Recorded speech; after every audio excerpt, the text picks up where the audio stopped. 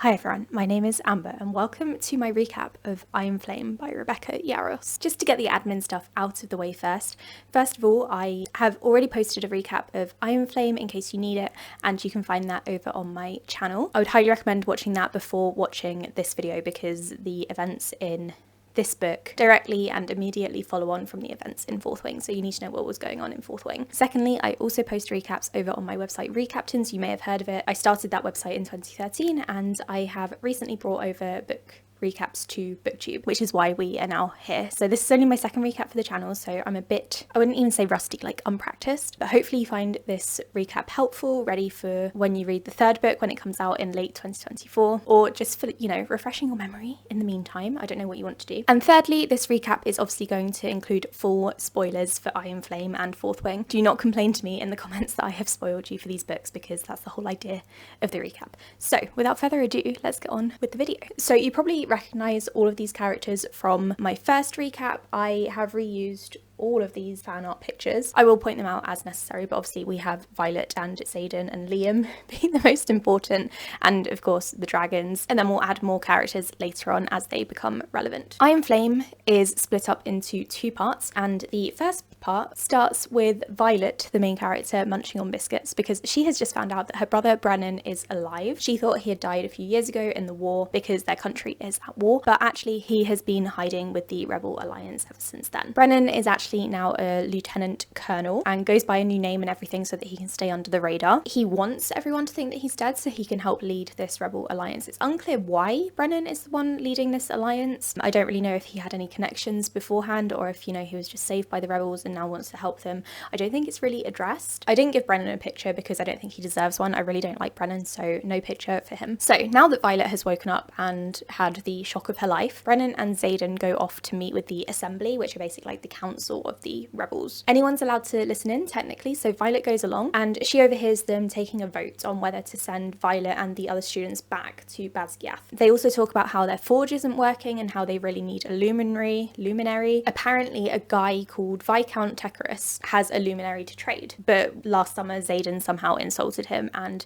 this Viscount guy probably doesn't want to give them the luminary anymore, so they're trying to figure out a way to get a luminary. After some discussion, the Assembly votes to send the students back to Basgiath, but the thing is they're all going to have to lie about what happened to them and not mention the wyvern and venin and stuff because no one's meant to know that they exist. Again, don't really know why that's being kept a secret at this point, but it is. Brennan then goes on to explain that Ten's previous rider, Nowlin, I don't know how to pronounce that, healed Brennan and then died, because if you have the signet that allows you to heal people, typically if you bring people back from the dead, you then die because it's a really powerful thing to have to do. Brennan's dragon and a few others then went and hid him in a network of caves under Aretia, which is the city that they're in. And Violet, from listening in on this conversation, learns about Aretia a little bit and that it has a non-working wardstone, and that's what the council are trying to kind of resurrect. Violet thinks because she wanted to be a scribe or a scholar, she might be able to find the answer in some books because books are the answer to everything. So she plans to go back to Basgiath and look in the archives to try to figure out how to reignite this wardstone, I suppose. Before heading back to Basgiath, Violet does go to find Andana, who is depicted here with this lovely photo, although she doesn't look like this anymore because at the end of the first book, you may remember Andana had to use all of her powers and she basically caused a massive growth spurt and she is now a moody teenager. I just couldn't bring myself to replace this picture. I think it's adorable. So this is still Andana. Andana will need to go into a deep sleep in order to carry on growing and get her out of this moody teenager phase. Basically, you don't want to talk to her at the moment because she is quite mean and also quite insecure because she's only a little teenager. And I could talk about Andana for ages, but I'm not going to because it's relevant to the plot. But you know, I've got a lot of things to talk about. This is like a 900-page book. So the group of students returns to Basgiath for graduation. Ten takes Andana back to the Vale so that she can go and sleep. Xaden, I realise I'm pointing at him every single time. Xaden then tells everyone at Basgiath that Dane Atos, who is Dane's father, sent them directly into combat, which is not something you should do to students. General Sorengel, who is Violet's mother, is very unhappy with this, needless to say, and she plans to demote Colonel Atos, which is a shame because historically,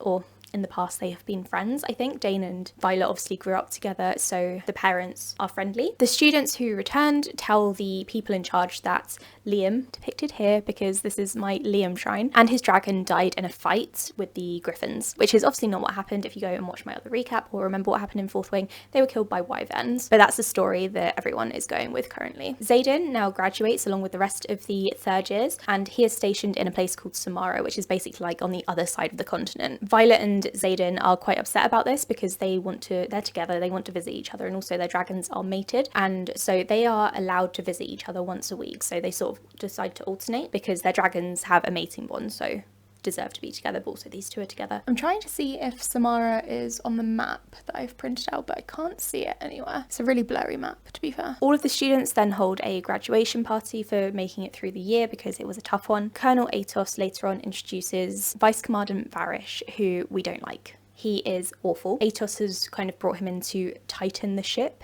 as he called it, and at the same time Atos threatens Violet's and Mira's lives to try to keep Violet in line. So obviously he's not a good person, and poor Dane, I can't believe I'm saying this, but poor Dane being raised by him. A new professor also joins the school at the start of this book, and he is called Professor Grady, and he is going to head up a class for second years called Rider Survival Course, which isn't a new class for the whole school. It's something that the second years have to keep a secret, and they go into it at the start of their second year. And it's basically a classified class where students can learn to survive sort of getting lost in the woods and being tortured and stuff. They can expect to be tested at any time, so they have to be on alert. Violet, still on a mission to figure out this Wardstone business, asks her scribe friend Jacinia for some books on Basgiath history. She doesn't tell her why she wants them, but she is quite keen to start working on the whole ward situation. Before long, it's the conscription day for the new first years. Violet is now in second year, obviously, and she is stationed at the parapets, which, as you may remember, the first years have to cross to enter into the War College, and if they fall off and die, then bad luck to them. At the entrance to the parapet, she meets Liam's sister, who is called Sloane, and Sloane dislikes Violet immediately because she thinks that she got Liam killed, and obviously that wasn't the case at all, but Sloane is quite upset. A guy called Arik also arrives at this point, and his real name is Cam, and he turns out to be the king's son. Violet and Dane immediately recognise him because they kind of grew up around him, but they agree to keep his identity a secret. And honestly, it's a miracle that Dane didn't want to out him immediately, but he agrees that he will keep it a secret. After everyone has crossed over or died, depending, everyone gathers in the courtyard as normal, and Varish's dragon Solas seems slightly unstable and he burns a ton of students, which is obviously not meant to happen. 10, Violet's dragon, then steps in and he threatens to take Solas's other eye if he doesn't behave himself, and it's heavily implied that the two dragons have history there. So now the second year is in progress, and Violet decides to take up running because she's not a very good runner, and she figures like cardio is very important. I think that's rule number 1 of War College is cardio. Imogen, one of the rebel children, decides to join her, and Rhiannon, Violet's best friend, finds this very odd because first of all, Violet doesn't run. Secondly, Violet and Imogen weren't getting along before they went off for the war games, so Rhiannon is finding this all a bit suspicious. Violet knows that she needs to keep this a secret from Rhiannon though, because she doesn't want her getting involved in anything and potentially getting hurt, so she decides to tell her friends nothing, which is really bad because they're a squad and Violet should be able to trust them and count on them, but she's trying to protect them, to be fair. During the battle brief class, the students learned that the outpost near Atherbyne, which is where the final battle in the first book took place, was attacked by griffins. Apparently the griffins were looking for the armory because the weapons in this armory can be used to kill venom. Classes continue and Violet's friends become more and more hurt that she's not really talking to them and is trying to sort of ice them out. Meanwhile, Violet is still trying to read up on Navarre's history, and that's pretty much the case for the rest of the book, so I'm not going to mention it again until something else becomes relevant. She keeps going back to the archives and borrowing books and stuff. During sparring class, whatever it's called, a random first year kills Nadine, who was one of Violet's friends, because this guy thought that Nadine was Violet, so Violet then kills him. And before he dies, he says, "Secrets die with the people who keep them," which is what Colonel Atos, Dane's father, said to Violet, meaning that Colonel Atos sent this first year to kill Violet on his behalf. Xaden decides now is the time to open up to Violet a little bit because he's been keeping lots of secrets from her, and he writes Violet letters from where he is stationed, which kind of explain his life, because Violet keeps complaining that she can't trust him and he needs to tell her more stuff. So the leaders of the Scribe Quadrant end up killing a rider because he requested a book about a border attack that supposedly didn't happen. Jacinia is the one who recorded his request, and she feels really bad because she feels like she is the one who got him into trouble, even though scribes are meant to record requests for this reason, probably. Jacinia lets Violet know that she's not actually recording Violet's requests for the books in order to keep her safe, because Jacinia knows that Violet is up to something and it's probably not safe. Violet receives a letter from her sister Mira. It's heavily censored and a lot of parts are blacked out, so obviously someone is reading their mail. Major Varish, the guy that we don't like, approaches Violet and tells her that he wants to see Andana. He basically demands it. Violet reminds Varish that dragons don't listen to humans and he doesn't get to decide when he sees her. And Violet also wants to protect Andana because she's a baby or a teenager now. The dragons are very careful about who they tell about their baby feathertails. Varish orders Violet to make Andana show up, and Violet says she will at some point. During their new class, their survival class, Dane shows off and shows the class how to jump off a dragon while it's still flying and land on the ground and basically carry on running. And Violet, being slightly weaker than the others physically, knows that she's not going to be able to do this, so she starts to freak out a little bit. Violet realizes that the riders who are at Atherbyne, some of which are still students at the school and others have been put into outposts like Xaden. These riders are being targeted, and it seems as though Colonel Atos is trying to kill them all off for what they know. So far, none of them have died, but it's probably going to happen at some point. Violet attempts to leave for Samara to go and see Xaden, and Major Varish intercepts her and starts searching her bag. He doesn't find anything because Violet isn't carrying anything, she's not stupid, but it turns out that they are smuggling things, they being the rebels, under 10 scales, and Varish isn't going to search 10, so it's a pretty safe mode of transport. At the Samara outpost, Violet finds Xaden fighting in order to win some time with her. They kiss, and then Violet says that she doesn't want more than that because she still can't trust Xaden. Xaden admits to Violet that the weapons that everyone is looking for can be used to extend and power the wards. Aretia needs the wards because it's still unprotected. Violet and Ten return to Basgiath, and Major Varish is super pissed because Violet hasn't brought Andana to see him. Varish punishes Violet by making her produce lightning over and over again until she burns out and almost dies. Violet doesn't want to do anything in retaliation at the moment, even though like Ten is more than happy to kill Varish. Violet doesn't want to cause a scene and make things more difficult, so she just goes along with it. Violet and her squad try to help Liam's sister Sloane, by the way, because Sloane is a little bit weaker than the others. She's not trained like Liam and some of the other rebel children were, so they figure that she needs help in some way to try and pass all of her first year courses. But Sloane doesn't want her help because she still hates Violet for getting her brother killed, or so she thinks. The second years are kidnapped for a class assignment. The riders are made to work with the infantry and also the healer and scribe quadrants, and they have to navigate a map through a forest. The riders are tricked into drinking something which takes away their connection to their dragons, so Violet can't talk to Ten or Andana if she was awake. While trekking through the forest, they encounter Jack's dragon. If anyone remembers Jack Barlow from the first book, his dragon is still alive, and they bump into her. This dragon, whose name I can't remember, kills one of the students because the dragon is pissed that Violet killed Jack. They manage to make their way through the forest and get to where they needed to be. Later on, Violet poisons one of Sloane's opponents during sparring, which is a tactic that Violet herself used in the first book, because again, Sloane isn't very good at fighting and needs help. Violet finds out that Navarre is sending propaganda to the border villages up and down the country in order to keep foreigners out. There are also reports of dragons across the border ruining villages and burning them down, and this is clearly wyverns, but no one else knows that they exist or is telling anyone that they exist. People start to hear about weird dragons going around and killing people. Violet starts to think that maybe the information about powering the wards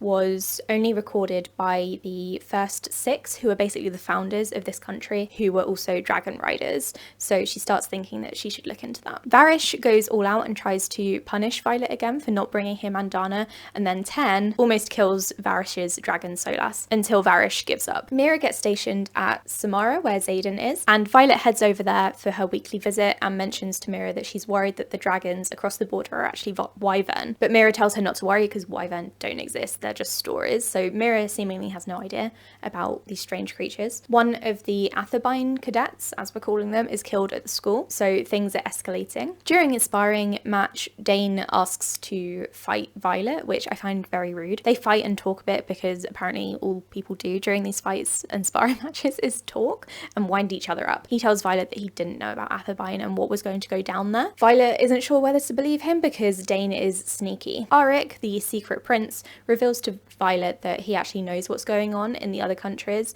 and that he knows about the Venin and the Wyvern, and that's what's driven him to join rider school, even though as a prince he really shouldn't do that. And then it's time for interrogation training. This is again part of the survival class. Violet and her squad are taken to be interrogated. They are put in a chamber and basically tortured to see if they will break. They don't because they're a really good squad. Varish gets Dane to come in and threaten to use his mind reading in order to read Violet's mind. Dane refuses this time though because maybe he's growing as a person, and then Varish beats Violet up. Nolan, the mender, comes over and heals Violet so that then they can just torture her again. Violet tells him in secret that she has vital information that can't be shared, and that's why she is resisting so much. And so Nolan actually listens to her and leaves the door unlocked so that the squad can escape. And then Jack Barlow returns. I think this might be the biggest twist of the series so far, and I can't believe that Rebecca Yarros did this to me. I am upset and I feel very betrayed that Jack Barlow is back. It's also really annoying that I have to put him back on the board because I really don't like him. I don't really know where he can even fit. He's gonna have to go next to Liam. That will do. So yeah, Jack Barlow, the awful guy from the first book, comes back, and it turns out that Nolan, the mender, has been trying to mend him for ages, ever since he got struck down by Violet on the mountain in the first book. The Samara outpost is attacked, and the battle brief professor, who is called Devara, signs to Violet that Xaden is injured, and after that Violet is having none of it. She can't concentrate on class, so she just leaves. It's not her turn to go and visit Xaden in Samara, but you know, who cares? So she in turn head over there. They find that it's chaos at Samara, and at first they're really concerned, but it does turn out that both Mira and Xaden are alive, and Xaden has been healed by a mender, so there was no need to rush over there, but Xaden really appreciates it, and so he and Violet have sex in the shower. Xaden then takes Violet with him when he goes to take more weapons to the Griffins because he's still smuggling stuff out to them. They meet with Serena, who was from the first book. She was one of the Griffin riders, and also Serena's sister, Katrina, who turns out to be Xaden's ex, and we hate her. We also dislike Xaden at this point slightly because why didn't he warn her that he had an ex-girlfriend who was a Griffin rider? Anyway, Viscount Tecarus, the guy who I mentioned at the beginning, who has the Luminary, he asks to see Violet and witness her lightning power, and that will be the price that he demands in exchange for the Luminary. Xaden immediately says no because he wants to protect Violet. After all of this, Violet returns to Basgiath, and Varish wants to punish Violet again because she left without permission, but then Professor Kaori steps in and stops Violet from being tortured again. And then finally, Violet tells her squad, Rhiannon, Riddick, and Sawyer, everything, and they're finally in the know. Rhiannon is obviously quite upset that Violet didn't trust her in the first place, but she kind of understands because, you know, it's war. I think Rhiannon is actually more understanding than Violet in this book. The only thing that Violet doesn't mention is her brother Brennan being alive, and also Aretia being sort of rebuilt, because it's kind of not her secret to tell. And of course the rest of the squad are super supportive of Violet as well, and they want to help her. Riddick knows some stuff, and he mentions that the first 6 kept journals which might have information on the wards, so if Violet had just trusted them sooner, she may have found the information that she needed a lot sooner too. Jacinia, the scribe, finds out that these journals are being kept in a vault underneath the archives, but only one of the king's bloodline can enter, so for that they need Arik to be on board too. This plotting is then interrupted by the threshing for the first years. Afterwards, Violet is assigned watch on a tower with one of the other rebel cadets, and then some infantry soldiers show up and kill the other cadet, and Violet nearly falls off the tower and dies, but then Jack Barlow saves her. This guy. The squad basically ropes Arik in on this mission that they need to go on to get into the vault. Arik is very unhappy, and he also doesn't like Xaden for killing his brother a while back. They head down there and they find 2 journals. They almost get locked in the vault, but they do manage to escape. Xaden takes one journal back to Brennan, for translation, and Violet decides to keep the other one for studying. She then runs straight into Nolan, who gives her a drink, and she weirdly accepts for some reason. That drink cuts her off from the connection that she has with Ten, and then Nolan discovers the journal immediately. Violet is then kidnapped and tortured in a chamber by Varish for 5 whole days. During this time, she can't contact Xaden and she can't contact Ten, and she just has to hope that someone is coming for her. She experiences excruciating pain and it's all just awful, and then she hallucinates Liam, and it's the most emotional moment the whole series so far. I cried because Liam was back, and to be honest, was she really hallucinating or was Liam really there for her? I feel like we could debate this, and I'm going to choose to believe that Liam came back for her. And so throughout this, with the support of Liam, Violet doesn't break under torture, and she won't tell Varish or anyone else what has been going on with the rebels and why she needed the journals and stuff. They call in Dane because they want him to read Violet's most recent memories and find out what has been going on, because they know Violet has been up to something and she wants this journal for a reason, so they want Dane to find out what that reason is. Dane is obviously horrified that they are asking him to do this. He's not really sure how to get out of it, I think, and I think he's also quite conflicted about who to trust here, because he's such like, I guess, a daddy's boy in that he always follows the rules, and so he struggles with having to follow those rules to then hurt his best friend. So Dane decides that he will read Violet's mind, and Violet decides to show him her memories and the whole truth, including all the stuff about the Wyverns and also the revolution, so Dane can see all of that. And then Dane takes down Varish, and it was so good. It was such a good moment. This was a surprise redemption arc, and I'm actually really pleased with this. I know this isn't a review, but you can have my thoughts anyway. I think this is such a good way to redeem him. In fact, he is almost so redeemed that I considered giving him his own picture, because this is currently Kale from the Throne of Glass books, because I didn't think Dane needed his own fan art. If he carries on this trajectory through the rest of the series, then I might consider replacing Kale with him. Then Xaden arrives and basically fights his way through all of the minions. He helps to rescue Violet. He then gives Violet the choice of killing Varish or keeping him alive, but Violet finds that she is actually too weak physically to kill Varish herself, and so they do it together, and it's such a good moment. Then General Sorengel, Violet's mother, who wasn't aware of any of this going on, shows up, and she says she'll do anything to protect her children, including have a war with a neighbouring country to protect Navarre's wards. She reveals that she made a deal with Xaden to protect Violet in her first year. She also knows that the rebels have been smuggling out weapons, and she hasn't said anything. So now it's time to leave Basgiath and go to Aretia, but Violet decides that this is a democracy and she wants to give all of the students the chance to make the right choice. The rebels all make a speech in the courtyard, and about half of the students from the War College, including Dane and Jacinia and some of the teachers even, decide to join the revolution, and so they fly for Aretia.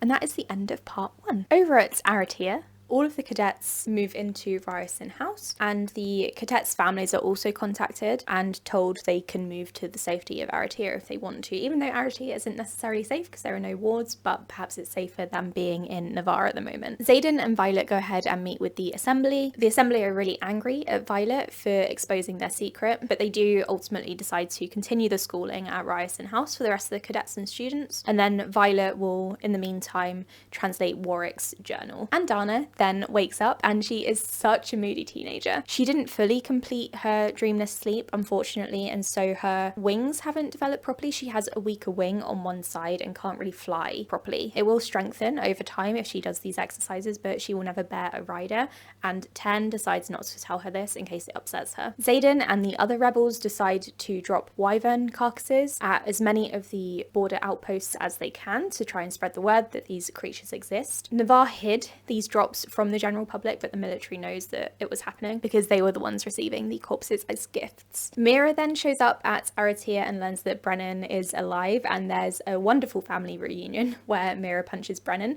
and I think it's deserved. Violet, after some translation work, thinks that she now knows how to raise the wards. She will need the most powerful riders in the area to send their powers straight into the ward stone, and so they all gather and try, but then it fails. She doesn't seem to have translated the text right. Violet has a training session with one of the Assembly to try and work on her lightning strikes. They are still very random and untrained because the professors at Basgiath haven't been doing a good job of teaching her like restraint and how to aim, most importantly. She finds it very difficult, and so she is given an orb which can act as a a conduit which she can release her power into when it gets to be too much. Violet also learns about Tirish runes, which were used to kind of practice different kinds of magic. This technique is implemented into the school's curriculum because it's a really useful thing to know. Navarre wasn't teaching this because it was Tirish and no one was allowed to learn Tirish things before because of the previous war. Violet decides that this would be a really good time to take off and go and see Viscount Tecarus, the guy who has the Luminary, so that she can try and show him her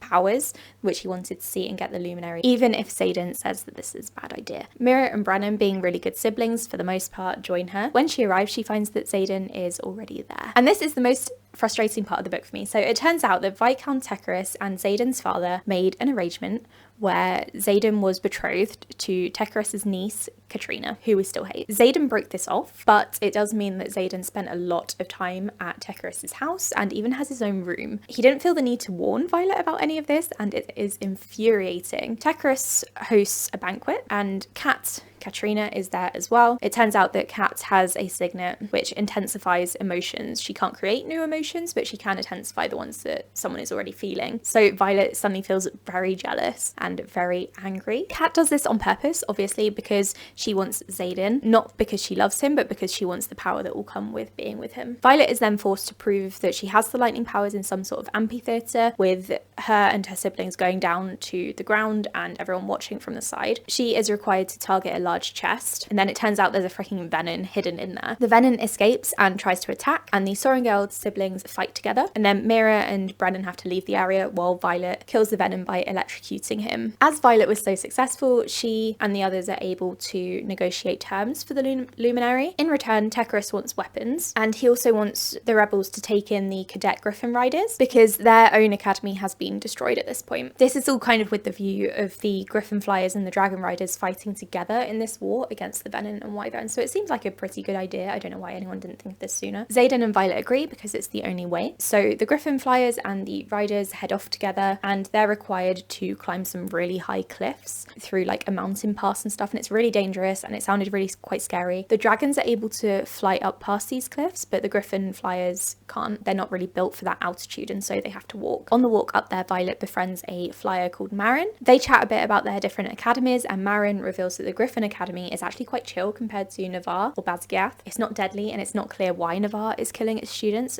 to Marin, and I agree, I don't understand it. While everyone is walking up these cliffs, a hatchling is born in Aretia, and so this alerts all the magical beings around that there are dragons nearby. Also during the climb, like I said, it's really dangerous, so one of the Griffin Flyers dies. Kat, who is also there, blames Violet entirely for this because obviously everything is Violet's fault. Riddick is injured, but it's okay, he doesn't die. Brennan is able to heal him. And then the Wyvern show up, and it turns into what is basically that cloudy scene from House of the Dragon, if you've seen it, where no one can actually see anything, but it's very clear there's something creepy in the cloud layer. It seems as though the Wyvern have been alerted by the hatchling being born, and so Violet has to get involved, and she electrocutes the Wyvern through the clouds. The classes are then merged, and they all have to take part in rune training. The Flyers and the Riders are paired up to form new combined squads, and again, I think this is a really good idea. It probably makes the squad stronger, and obviously Kat's squad is merging with Violet's squad. Dane, who we now quite like, offers to help Violet translate the journal, and again, good idea. Why didn't Violet ask for help sooner? The Flyers and the Riders are allowed to enter into sparring matches to try and fight out their differences because they need to stop being little bitches and actually work together. Kat, of course, challenges Violet to a sparring match, and she uses the entire fight to make Violet jealous about her and Xaden. It's the most infuriating scene, and I don't think I would be able to reread it. Because Kat is so good at using her own powers, Violet almost kills her, and the two of them have to be separated. Xaden then carries Violet away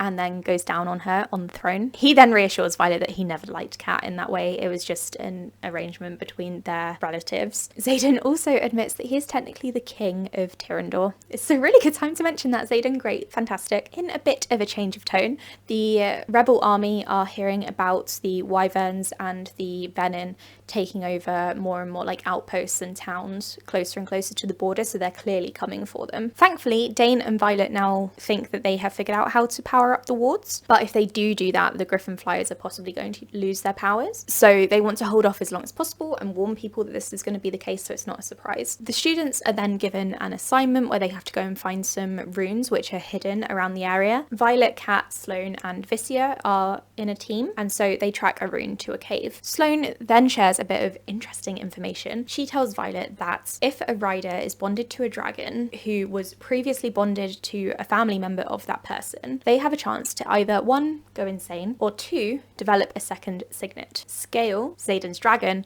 was previously bonded with Xaden's grandfather. Violet doesn't really do anything with this information at this point, but she puts it away for later. And then Solas, Varish's dragon, shows up in the bloody cave. He kills Viscia almost immediately, and the rest of the group try to escape. Then Andana shows up and is absolutely brilliant. She kills Solas all by herself because she is incredible. She is now, however, a dragon slayer, and dragons aren't meant to kill their own kind. Among dragons, it's seen as like a really terrible thing, but the elder dragons ultimately agree not to punish her because Andana is the best. A few days later, Violet and the others are able to raise the wards. This time they don't use the most powerful dragon riders, they use the most powerful of each type of dragon. 10, Violet, Scale and Xaden then go off to fight the wyvern now that the wards have been raised. Right before the wyvern arrive, Violet asks Xaden if he has a second signet. It turns out that Xaden is intrinsic. This is someone who can read other people's thoughts, except for him it's more like reading intentions. You may remember the student from the first book who was killed for being intrinsic or a mind reader because people don't want their minds being read, basically. And so it's really dangerous, and that's why Xaden has kept it quiet. People are usually killed for this signet, so it makes perfect sense that Xaden didn't say anything,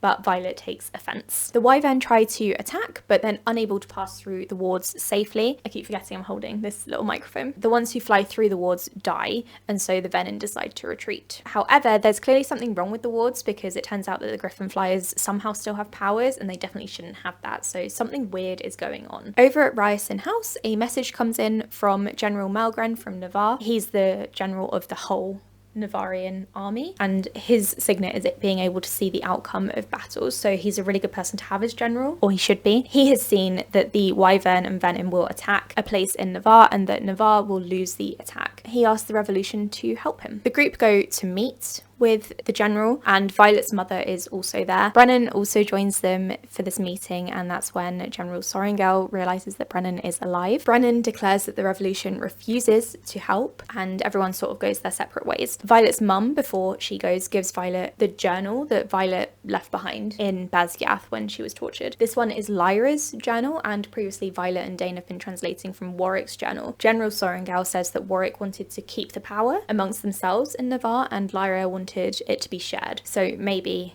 they can find something more useful in Lyra's journal. Violet finally gets her act together and tells Xaden that she loves him even though he has this second signet. He confides in Violet and says that his mum disappeared a while back, which will probably come back to haunt us at some point. It's not very subtle foreshadowing. Violet comes to the realization that the wyvern won't attack Navarre until the wards at Basgiath fall, because Basgiath is where the dragon's hatching ground is, and so it must be protected, and the wards there are super powerful. In order to protect these wards, Violet realizes they have to go back to Basgiath. Brennan and some of the assembly disagree because they don't want to do anything to help, so the revolution riders split, and some of the riders head over to Basgiath to go and help, and the flyers stay behind. General Malgren, for some reason, has pulled all of his military personnel to the border that will be attacked. He hasn't left anyone, or barely anyone, in Basgiath to protect the wards and hatching ground there, which I think, as a non-military general myself, is a really stupid plan, because he already knows that they're going to lose this battle on the border, and so they're going there to die. It's basically a suicide mission, and yet they've decided to leave Basgiath undefended. Make it make sense. So when Violet and Xaden and co arrive, they realise that only a few students are left. General Sorengel is also still there, and they do convince her that Basgiath is about to be attacked and they need to defend it. General Sorengel insists that the wards are safe, but they decide to go and check anyway because you never know, like, this is war. They head down there to the ward stone. They find that the guards have been killed because fucking Jack Barlow has killed them. It turns out he has turned venin and destroyed the wards by killing his dragon. What? I needed to depict the venonness somehow. The googly eyes indicate that Jack is venin and absolutely terrible. Okay, so now he has been revealed to be venin and working for the others. He is clearly there to sabotage the wards so that the rest of the venin and wyvern can come and destroy Basgiath and Navarre as a whole.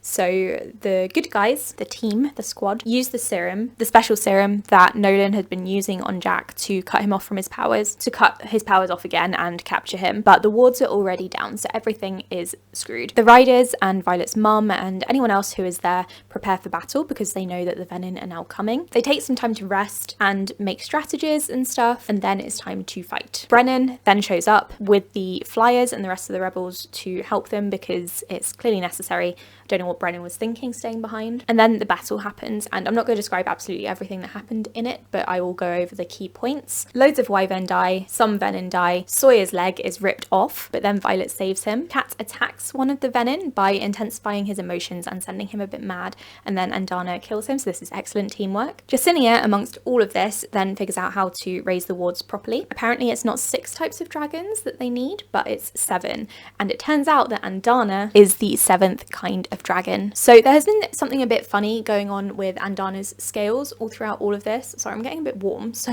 the hair is going back. So there has been something a bit funny going on with Andana throughout this whole thing, not just like the deep sleep stuff, but also her scales don't really seem to have a particular colour, which is how you sort of differentiate the different kinds of dragons. And it turns out that Andana is a special kind of dragon, and no one thought to mention this in the first place because they're trying to protect her, I guess. Andana has been waiting 650 years to hatch. She was in an egg for that long, kind of deep sleeping, I guess, and then she realised that she wanted to be Violet's dragon, so she woke up and hatched. And instead of black scales, her scales are iridescent, and so she can kind of like fade into the background like some sort of chameleon. So the group have a bit of a discussion because now that they have the 7th type of dragon, they could use it to fix this wardstone at Basgiath, but if they fix this one, then they won't be able to fix the one at Aretia because there's only one Andana and she's not going to be able to reuse her powers on another wardstone. Violet asks Xaden to choose because Aretia is his city, even though if Xaden doesn't choose this wardstone at Basgiath, everyone will be dead. And so Xaden does choose to save Basgiath. I don't think it was really a choice, but he made it. And so Violet goes down to raise the wards. The first years from her squad are also there, and Violet's mum is down there too. The battle is becoming very intense at this point, and so Violet's mum realizes that the wardstone needs to be fixed a lot faster than what is currently happening, and so Violet's mum uses Sloane as a conduit to fill the wardstone with her own power, which then drains and kills General Sorrengal. She did all of this to protect her children, and so the wardstone is fixed. While all this is going on, by the way, Xaden has been battling a super powerful Venin. I can't remember if they have a name or not, but he's basically the guy who has, throughout this book, been showing up in Violet's dreams, and Xaden is about to lose. The battle then ends, and Violet goes to find Xaden. Scale kind of intercepts Violet before she makes it over to Xaden and tells her to be gentle with him. Violet is a bit confused, and that's a bit weird, and then while she's talking to Xaden, Xaden refuses to look at her. Eventually, he turns around after kind of asking questions like, oh, would you still love me if I was a toaster? And then it turns out that Xaden is now Venin. The book then ends with Xaden going to speak to Jack Barlow, who is still captured, and asking how he can go back to being a normal human being. Jack basically says there's no cure, Xaden is now Venin forever. And that's the end of the book. I've done a full review on Iron Flame, so if you want to know my full thoughts on the book, rather than just the ones that I've sort of intercepted here, then go and check out my review. I will say though, that this ending is very much like another series that I read quite a few years ago, and I am wondering where it's going to go next, if it's going to be very similar again. I hope you guys found this recap useful. I certainly enjoyed making it. I'm really enjoying doing these video recaps, and I have at least 2 more planned for the next couple of months. They do take a while to kind of set up, as you can see. There's some creativity involved here, and obviously take a while to write out and sort of plan as well, but overall, I'm finding them very rewarding and very entertaining myself, so I'm hoping you guys are as well. Please like and subscribe and share this video if you enjoyed it. Yeah, thank you for watching. I'll be back soon with another one. Bye.